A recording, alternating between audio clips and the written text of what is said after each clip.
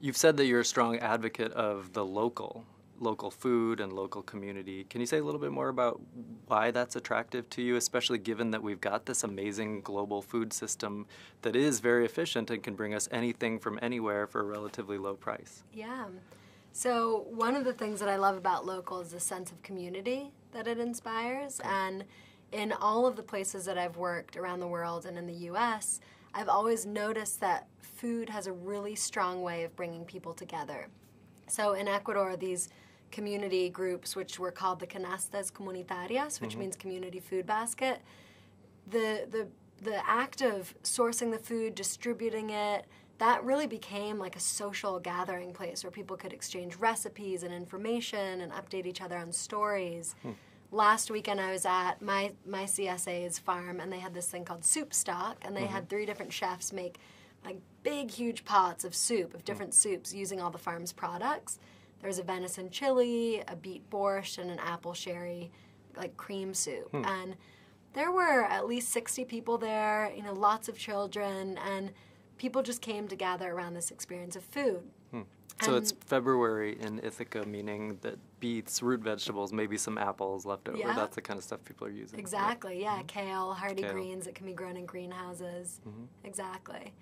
And then there's this other, well, I remember when I went back to visit the first food class I ever took at Penn and gave a guest lecture, and I started off by saying something like, if you eat as much of your food locally as you can, you'll just feel better, you'll be happier, you'll be healthier. And the professor said something like, Emma, like, you can't say that, like there's no evidence to back that up. But I just feel like there is this like feel-good factor, you know, like when your mom knits you a hat or you get a present from someone. If you can put a name to the food on your table and it comes from people that you know and trust and love, there's just this added value that you get to it when you eat. And it's not tangible, you can't quantify it, but it exists. And even if it's not a gift, even if you bought it, it still has something of the character of a gift, that other, I know who this came from kind of aspect. Yeah, like you really understand the sweat equity they put into it, the thoughtfulness they use to craft whatever, you know, food they're growing or bread they're baking. Right. I'm curious what you'd say in response to some of the critics of the local food movement. I mean, there are people who raise questions about whether it really is environmentally better and so forth. But even setting that aside, is there a sense in which this is a little bit tribalistic and what I mean by that is we want to support people who we know or we see or who we might run into at the farmer's market, rather than send our food dollar over to Ecuador or Brazil or someplace from which we might source food equally easily. Do you feel like it's just, I want to support the people I know, or is it something more than that? I don't think it is. I haven't seen this sense of cutthroat competition among consumers or producers in the sort of locavore movement. And it's very important to me as a chef that people understand that I'm not a locavore as well.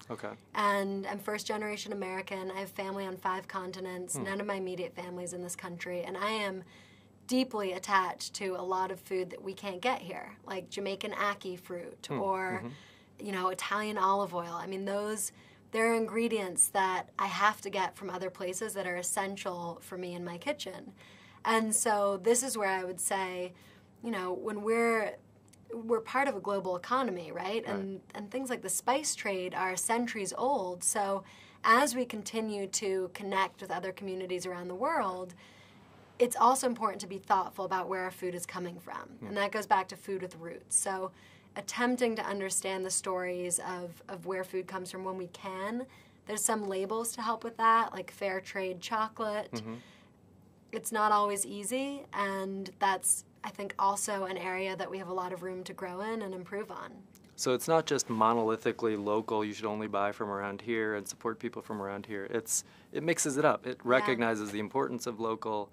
It does see that there are these feel-good aspects to eating things that you know where it comes from, but it admits that you've got to source, especially in a very seasonal place like this, you've got to source from lots of places, and that some places some products can only be gotten from Yeah. faraway places. And so respecting that in a way and utilizing our incredible trade and global food system. Yeah.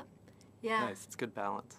We get into a lot of, that's a whole nother territory, because once you start to source from other countries, it's almost like the local issue here, except I would say it's more about family-owned or smaller scale, because quinoa, for example, Right. I worked in Ecuador with quinoa farmers, and most of them can't eat quinoa anymore. And this is an Andean grain that they've been eating for generations. And a lot of it is starting to be grown by bigger companies that are storing it in silos, and farmers can't access that because the prices are above what they can pay.